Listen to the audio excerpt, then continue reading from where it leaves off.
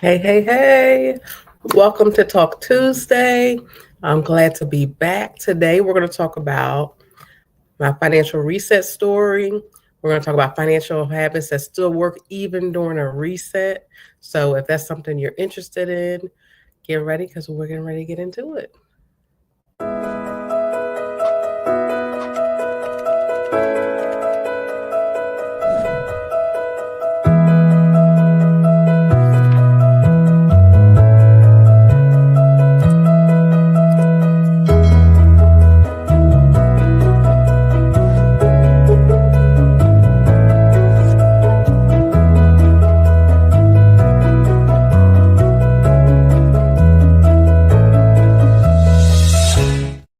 Hey, hey, hey. Welcome to Talk Tuesday. This is your first time. Talk Tuesday is our weekly segment where we go over tips to help you enhance your finances.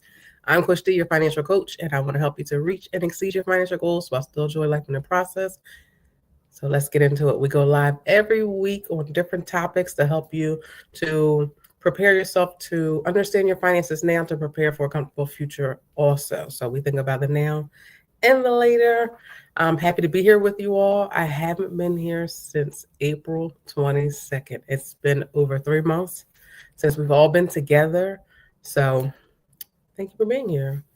Hello, thank you. I've missed you guys too. Thank you so much for welcoming me back. Thank you, thank you, thank you. All right, so today, well, before I even get into it, if you're on my email list and you're very aware of what happened, where I've been, why I've been gone. But if you're not, I want to just briefly just fill you in. I've been gone. So our last live was Tuesday, April 22nd.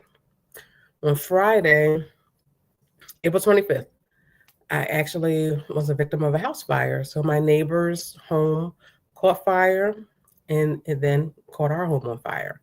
So naturally, that was a lot for us to deal with. Hey, that was a lot for us to deal with. There was a lot going on. And that's how I have a financial reset story to share with you all, which you can understand. It definitely turned our life upside down. It was unexpected. And yeah, totally financial reset needed. Okay. So thank you. So that's what we're going to talk about today. So as you can understand, thank you. Hey, thank you guys for hopping on. As you can understand, we had the fire, we lost things. What things you don't think about, because you're worried about getting out of the house. You have things happening. I didn't have my purse. I didn't have any ID. I'm looking at my car in the back of the house, no car keys, of course, because when something like that happens, you're running out of the house. So that was, first thing. We have to worry about things, essential things, clothes, food, shelter, because now where we're going to go, right? No cards, right? Because things were in the home. How do we pay for, somewhere to stay? So our blessing was that Red Cross came out there and helped us with a hotel for the weekend. So, there were different things that helped us during this issue that we had or this setback that we had. So, yeah. So let's get into it. So I'm going to go over, hey, thank you so much. So we're talking about financial habits that still work and still assist you during a financial reset. So I'm going to go over 5. So the first one, I always talk about planning ahead, planning ahead, planning ahead. Well, that was something that was very helpful for us during our financial setback. So as you know, at that point, we didn't have money to do extra activities and things like that. We were kind of focusing on everything we needed, getting some food, paying for the hotel. We were in the hotel for over 6 weeks. So, we had to worry about those things. We're worrying about gas because now where we're staying is further from where we worked. It's different from where we home. So we're adjusting to that travel. So things are costing different amounts. We're going to stores that we don't normally go to because we're in a different area. So there was a lot of changes for us. So planning ahead is something that helped us in a sense that during that time, our family reunion was the next month after the fire. And I always talk about planning ahead. And I'm sure people get sick of hearing me say plan ahead. But planning ahead is something that actually helped us. We were still able to go to our family reunion, and we didn't have to worry about the funds because planning ahead, we had already paid for our rental car. Planning ahead, we had already paid for our hotel down there. Planning ahead, we had already paid for our family t-shirts. So we just had to go down there. Of course, gas, but that's something that, it wasn't too bad. But planning ahead. So that's something that I always speak of. And I hope it's something that, you guys hear me. You don't get tired of me saying it. Actually, you're hearing me and like, you know what? Okay. All right. She's right. But it really works. It really works. Two, having a needs only budget. So if you can imagine, during that time, we were only worrying about things that we actually needed. We were in a situation where we didn't have, a lot of money. So yes, we have homeowners insurance, but what people don't realize is when you have homeowners insurance, it takes a while for money to be given to you through your insurance. So for starters, we did receive money from the insurance, right? But it took almost a month for the check to cash. So what do we do that whole time? We didn't have anything. So we were truly, truly, truly blessed by people who sent us cash apps, Venmo. People at my place of employment gave us clothes, diapers, pots, pans. Just we were blessed. We were blessed. So those things were so essential to us when it first happened because we didn't have anything. We didn't have money coming in outside of our income, which what people don't even think about also is, yes, we had the house fire, but guess what? We still have to pay our household expenses. To this day, still paying the mortgage, still paying electric. Even though electric was cut off, I'm going back and forth with the electric company now. That's beside the point, but they're still charging, but we're not there. So how's their electric bill? We have, our water bill. What else? Cable. They don't shut that type of stuff off. And then I was able to eventually move our cable to where we're staying now. We're in a rental home. We are safe. We are out of a hotel. I'm not sure if I mentioned that, but we're now in a rental home. So there are things that we have to, worry about. So having a needs only budget is essential to that because that helps us to stay on track and manage what we have to do and what we need to do. Number three, tracking our spending. We talk about this often as well, and tracking our spending is important because I'm able to see what are we spending, what do we have left. We have this amount of money, so we need to make sure that this amount lasts till here, till next pay, so whatever. Tracking it, actually sitting down, looking at what we're doing, the good, the bad. And maybe, I might think something's not going good, and then you look at it, it's like, oh, okay, it's not as bad as I thought. We're doing all right. We're doing all right, So checking it out, actually tracking it. Take the time, if you do it once a week, and really see where we're doing. Did I spend too much this week? Did I spend, a little bit? Maybe we could have done a little bit more, So tracking it, really looking at, see what you're doing, because not looking at it, as I always say, it puts you in a place of the unknown. You don't know what you're doing, what you have done, how far it's setting you back, if it's taking you off track, and then by the time you finally look, too far gone. So, tracking your spending and checking it so you know when to adjust is wonderful.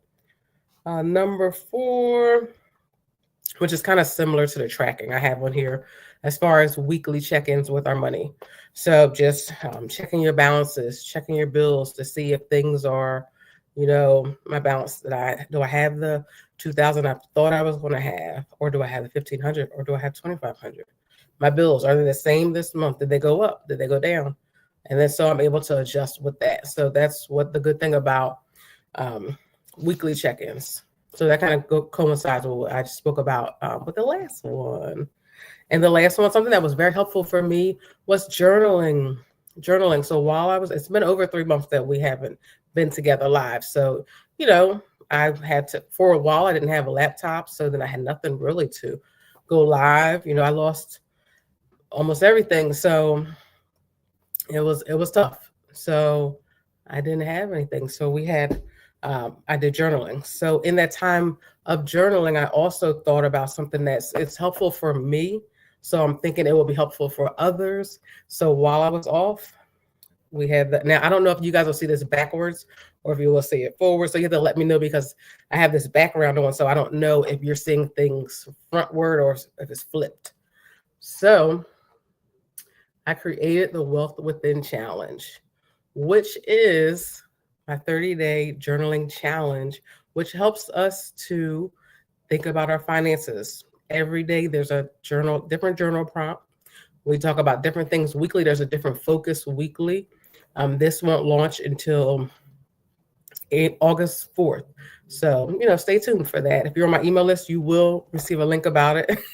Don't worry about that. If you're on my social media, you'll receive a link about it. You'll hear about it. You'll learn about it. I'll talk about it, all the things, because I think this is really important. It was very helpful for me during my reset to just sit and think about things and really see what's going on, to really pour out and just have some time to just sit down. So I think that since it was so helpful for me, I'm certain it will be helpful for others. And doing it in a group setting, and we're doing it in a setting whereas we're getting the prompts daily. We have a call in the beginning, we have a call at the end, we have weekly check-ins because we don't want people to fall off the wagon. We want you to stay on the wagon and go through and really have a transformation of what we're doing with our finances. What can we do differently? What caused us to do what we're doing?